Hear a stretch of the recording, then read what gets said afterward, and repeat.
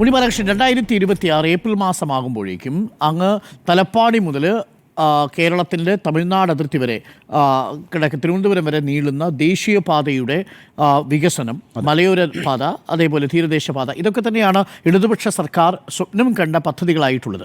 NHAI ആണ് അതിൻ്റെ നിർമ്മാണമെന്ന് നമുക്കറിയാം. പക്ഷേ അതിൻ്റെ അവകാശവാദം ഒരേ സമയം തന്നെ കേരള സർക്കാരും കേന്ദ്ര സർക്കാരും ഉന്നയിക്കുന്നുണ്ട്. ഫ്ലെക്സ് ബോർഡിൽ പിണറായി വിജയൻ്റെയും നരേന്ദ്രമോദിയുടെയും ചിത്രമുണ്ട്.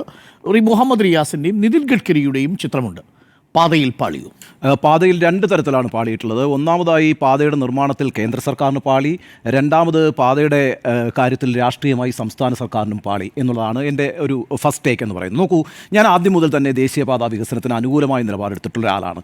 എന്തുകൊണ്ടാണത്? ദേശീയപാത വികസനം എന്ന് പറയുന്നത് അനിവാര്യമാണ്. പ്രത്യേകിച്ച് കേരളം പോലൊരു സംസ്ഥാനത്ത് ദേശീയപാത വരുന്നത് വഴി നമുക്കുണ്ടാക്കാൻ കഴിയുന്ന വികസനം എന്ന് പറയുന്നത് ചെറിയ കാര്യമല്ല. അത് ലോകത്തെവിടെയും പാതകൾ വികസിക്കുമ്പോൾ സുഗമമായ യാത്രാ സൗകര്യങ്ങൾ ഉണ്ടാകുമ്പോൾ അതനുസരിച്ച് കൂടുതൽ നേട്ടങ്ങളും വികസനപരമായി മുന്നോട്ട് പോകാനുള്ള സാഹചര്യങ്ങളുണ്ടാകും. അത് ചരിത്രത്തിലുടനീളമുള്ള കാര്യമാണ്. അപ്പോൾ ആ അർത്ഥത്തിൽ നല്ല മികച്ച പാത ഈ സംസ്ഥാനത്തിനുണ്ടാകണം എന്നാഗ്രഹിക്കുന്ന ഒരാൾ തന്നെയാണ് ഞാൻ. ഇപ്പം നമുക്കറിയാലോ, 2005 മുതൽ ഈ ദേശീയപാത വികസനം എന്ന് പറയുന്നത് കേരളത്തിൽ ഒരു വലിയ വിവാദ വിഷയമായിരുന്നു. ഏതാണ്ട് 20 വർഷക്കാലമായിട്ട് ഈ വിവാദം പല രീതിയിൽ നമ്മൾ കണ്ടിട്ടുള്ളതാണ്. അതിപ്പം അതിൻ്റെ കോമ്പൻസേഷനുമായി ബന്ധപ്പെട്ടാണെങ്കിലും, ഭൂമി ഏറ്റെടുക്കുന്നതുമായി ബന്ധപ്പെട്ടാണെങ്കിലും, ടോളിൻ്റെ കാര്യത്തിനകത്താണെങ്കിലും, പരിസ്ഥിതി പ്രശ്നത്തിൻ്റെ കാര്യത്തിനകത്താണെങ്കിലും ഒക്കെ, അതിൻ്റെ വീതി സംബന്ധിച്ചാണെങ്കിലും ഒക്കെ പല തരത്തിലുള്ള ചർച്ചകൾ നടന്നിട്ടുണ്ട്. ഇതിനിടയ്ക്ക് 2-3 സർക്കാരുകൾ മാറി വന്നു. ആർക്കും ഇത് മുന്നോട്ട് കൊണ്ടുപോകാൻ കഴിഞ്ഞില്ല. എന്നാൽ 2016 അധികാരത്തിൽ വന്ന പിണറായി സർക്കാരിന് ഇത് മുന്നോട്ട് കൊണ്ടുപോകാൻ കഴിഞ്ഞു എന്നുള്ളത് ഒരു ചെറിയ കാര്യമായിട്ട് ഞാൻ കാണുന്നതേയില്ല. അതിൻ്റെ കാര്യം എന്താണെന്ന് വെച്ചാൽ, ഇപ്പോൾ 5580 കോടി രൂപ ഈ പറയുന്ന കോമ്പൻസേഷനായി സംസ്ഥാനം കണ്ടെത്തിയെന്ന് പറയുന്ന ഒരു ചെറിയ കാര്യമാണ്. അതൊരു ചെറിയ ഇനിഷ്യേറ്റീവ് അല്ല. ഇപ്പം മഹാരാഷ്ട്ര അങ്ങനെ പൈസ കൊടുത്തിട്ടുണ്ട്, ശരിയാണ്. ഹരിയാന അങ്ങനെ പൈസ കൊടുത്തിട്ടുണ്ട്. നോക്കൂ, നമ്മുടെ സംസ്ഥാനത്ത് നമ്മൾ മനസ്സിലാക്കേണ്ടത് ഏറ്റവും ജനസാന്ദ്രതയേറിയ രാജ്യത്തെ സംസ്ഥാനങ്ങളിൽ ഒന്നാണ് കേട്ടോ കേരളം. ഇപ്പോൾ കേരളത്തിൻ്റെ ജനസാന്ദ്രത എന്ന് പറയുന്നത് ഒരു പെർ സ്ക്വയർ കിലോമീറ്ററിലോട്ട് എത്രയാണെന്നറിയോ? 850 പേരാണ്. അത് നാഷണൽ ശരാശരി എന്ന് പറയുന്നത് 380 നമ്മുടെ തൊട്ടയൽ സംസ്ഥാനമായ തമിഴ്നാട്ടിലെ സ്ക്വയർ കിലോമീറ്ററിനകത്ത് താമസിക്കുന്ന ആളുകൾ 555. ഈ പറയുന്ന കർണാടകത്തിൽ 320, ആന്ധ്രാപ്രദേശിൽ 308. കേരളത്തിൽ 850 പേരാണ് ഒരു പെർ സ്ക്വയർ കിലോമീറ്ററിനകത്ത് താമസിക്കുന്നത്. അപ്പോൾ അങ്ങനെ ഒരു സ്ഥലത്ത് ഈ ഭൂമി ഏറ്റെടുക്കുക എന്ന് പറയുന്നത് ഒരു വലിയ ടാസ്ക് ആയിരുന്നു. ആ ടാസ്ക് ഏറ്റെടുക്കാനും അതിനുവേണ്ടി പണം കണ്ടെത്താനും ആ ഭൂമി ഏറ്റെടുത്ത് നൽകാനും ഈ സർക്കാർ കാണിച്ചിട്ടുള്ള ഇനിഷ്യേറ്റീവ് ചെറുതായിട്ട് കാണുന്നില്ല. എന്നാൽ ഇതിനകത്ത് വേറൊരു പ്രശ്നമുണ്ടല്ലോ. ഇടതുപക്ഷ സർക്കാരാണ് കേരളം ഭരിച്ചുകൊണ്ടിരിക്കുന്നത്. എപ്പോഴും ഇടതുപക്ഷത്തിൻ്റെ ഒരു പ്രത്യേകത എന്താണ്? വികസനത്തെ സംബന്ധിച്ച് ഇടതുപക്ഷം മുന്നോട്ട് വയ്ക്കുന്നത് ജനകീയമായൊരു കാഴ്ചപ്പാടാണ്. അത് മറ്റ് വിഭാഗങ്ങൾ വെച്ച് പുലർത്തുന്ന കാഴ്ചപ്പാടിൽ നിന്ന് ഭിന്നമാണ്.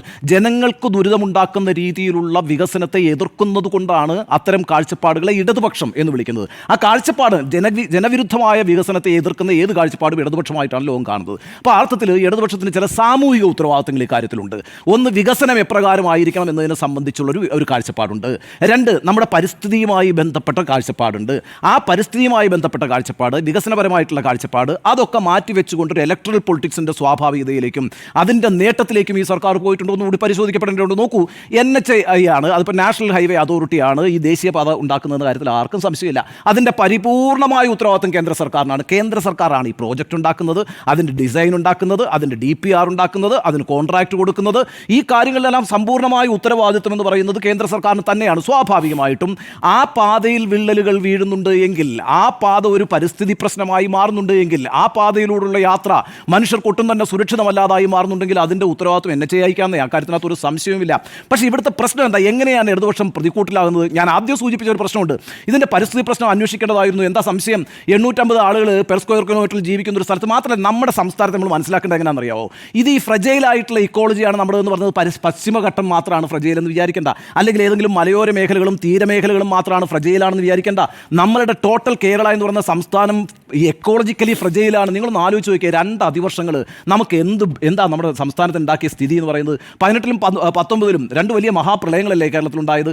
അതിവർഷമുണ്ടാകുന്നൊരു സംസ്ഥാനമാണ് കേരളം. സ്വാഭാവികമായിട്ടും കേരളത്തിൽ ഏത് വികസന പദ്ധതിയുമായി ബന്ധപ്പെട്ട് ആദ്യം പരിശോധിക്കപ്പെടേണ്ടത് പരിസ്ഥിതിയുമായി അതിനുള്ള ബന്ധമാണ്, പരിസ്ഥിതി ആഘാതമാണ്.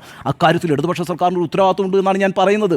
അത് വെറുതെ NHAIക്ക് അങ്ങോട്ട് വിട്ടുകൊടുക്കുക മാത്രമല്ല, ആ ഡിസൈനും ആ DPR ഒക്കെ പരിശോധിച്ചിട്ട് ഈ പരിസ്ഥിതി ആഘാതം എത്രത്തോളം നമ്മുടെ സംസ്ഥാനത്തെ ബാധിക്കുമെന്ന് അന്വേഷിക്കുവാനുള്ള കാര്യത്തിലുള്ള സാമൂഹിക ഉത്തരവാദിത്വമുള്ള ഒരു രാഷ്ട്രീയ പാർട്ടിയായിട്ടാണ് ഞാൻ CPM-നെ കാണുന്നത്, ഇടതുപക്ഷത്തെ കാണുന്നത്. ആ പാർട്ടികൾ നേതൃത്വം കൊടുക്കുന്ന സർക്കാരുകൾ സ്വാഭാവികമായിട്ടും ഇത്തരത്തിൽ ആശങ്കയുണ്ടെങ്കിൽ ആ ആശങ്കകൾ കേന്ദ്ര സർക്കാരിനെ അറിയിക്കണം. അതുമായി ബന്ധപ്പെട്ട എത്ര പഠനങ്ങൾ കേരളത്തിൽ നടന്നു എന്നേ, എത്ര സമരങ്ങൾ കേരളത്തിൽ നടന്നു, അതിനൊന്നും നമുക്ക് ചെറുതായിട്ട് കാണാൻ കഴിയില്ല. ആ സമരങ്ങളും ആ സമരക്കാർ ഉന്നയിക്കുന്ന വിഷയങ്ങളും പരിശോധിക്കുകയും അതിൻ്റെ അടിസ്ഥാനത്തിൽ കേന്ദ്ര സർക്കാരുമായി ചർച്ചകൾ നടത്തുകയും ചെയ്യാനുള്ള സ്വാഭാവിക ഉത്തരവാദിത്വം സംസ്ഥാന സർക്കാരിനുണ്ട്. അത് സംസ്ഥാന സർക്കാർ നിർവഹിച്ചിട്ടുണ്ടോ എന്നുള്ളതാണ് പ്രശ്നം. നോക്കൂ, ഇപ്പോൾ 26-ലെ തെരഞ്ഞെടുപ്പിനെ സംബന്ധിച്ച് നമുക്കൊക്കെ അറിയാമല്ലോ, പച്ചയായ യാഥാർത്ഥ്യമല്ലേ. ഈ തെരഞ്ഞെടുപ്പിൽ യഥാർത്ഥത്തിൽ ഇടതുപക്ഷം മുന്നോട്ട് വെക്കാൻ പോയിട്ടുള്ള ഏറ്റവും പ്രധാനപ്പെട്ട പൊളിറ്റിക്കൽ പ്ലാങ്ക് എന്ന് പറയുന്നത് ഈ ദേശീയവാദ വികസനമായിരുന്നു. അതിൻ്റെ ഭാഗമായിട്ടാണല്ലോ നേരത്തെ അരുൺ സൂചിപ്പിച്ചതുപോലെ ഈ ഫ്ലെക്സ് ബോർഡുകളൊക്കെ അണിനിരുന്നത്. അതിൻ്റെ അപ്പം അത്തരത്തിലുള്ളൊരു പ്രോജക്റ്റ് അവർക്കുണ്ടായിരുന്നു. ഇതൊരു പൊളിറ്റിക്കൽ പ്രോജക്റ്റ് ആയിരുന്നു. സ്വാഭാവികമായിട്ടും ആ പൊളിറ്റിക്കൽ പ്രോജക്റ്റ് ബൂമറാങ് ചെയ്യപ്പെട്ടിട്ടുള്ളത് എന്നുള്ളതാണ് ഞാൻ ഇതിനകത്തെ രാഷ്ട്രീയ പാളിച്ചയായിട്ട് കാണുന്നത്. അതായത് ഇതുവരെ ഞങ്ങൾ ഒന്നിച്ചു നിന്ന് ചെയ്യുന്നു എന്നാണ് പറഞ്ഞുകൊണ്ടിരുന്നത് എങ്കിൽ ഇപ്പോൾ സമ്പൂർണ്ണമായും അത് NHAയുടെയും അതുവഴി കേന്ദ്ര സർക്കാരിൻ്റെയും മാത്രം ഉത്തരവാദിത്വമായിരിക്കുന്നു എന്നുള്ളത് പറഞ്ഞു വെക്കുന്നുണ്ട്.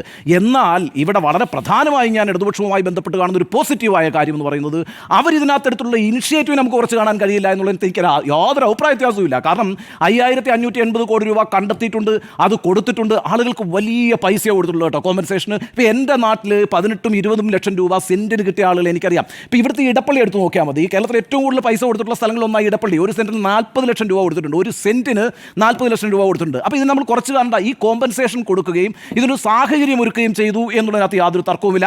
അത് ക്ലെയിം ചെയ്താൽ മതി, അത് ക്ലെയിം ചെയ്യുകയും ചെയ്യാം.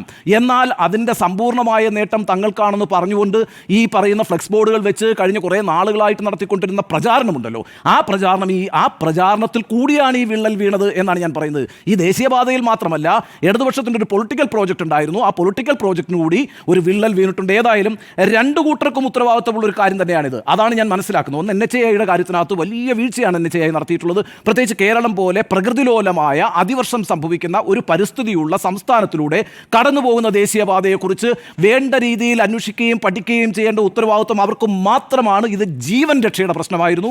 ആ ജീവൻ രക്ഷയുടെ കാര്യത്തിൽ NHA വീഴ്ച വരുത്തിയിട്ടുണ്ടെന്നാണ് എൻ്റെ അഭിപ്രായം. ഇതിൻ്റെ മേളിൽ വലിയൊരു ക്ലെയിം വെച്ചുകൊണ്ട് ഒരു പൊളിറ്റിക്കൽ പ്രോജക്റ്റായിട്ട് CPM ഇതിനെ മുന്നോട്ട് കൊണ്ടുപോകാൻ ശ്രമിച്ചപ്പോൾ ഇപ്പോൾ ഉണ്ടായിരിക്കുന്ന ഈ വിള്ളൽ ആ പൊളിറ്റിക്കൽ പ്രോജക്റ്റിനെ കൂടി തിരിച്ചടിയായി ബാധിച്ചിരിക്കുന്നു എന്നാണ്. ആ അർത്ഥത്തിൽ രണ്ട് രീതിയിൽ ഈ വിഷയത്തിൽ പാളിച്ചകൾ സംഭവിച്ചിരിക്കുന്നു. ഒന്ന്, കേന്ദ്ര സർക്കാരിന് വടി കിട്ടിയിരിക്കുന്നു. രണ്ട്, സംസ്ഥാനത്തെ ഇടതുപക്ഷത്തിന് വടി കിട്ടിയിരിക്കുന്നു എന്നാണ് എൻ്റെ വിലയിരുത്തൽ.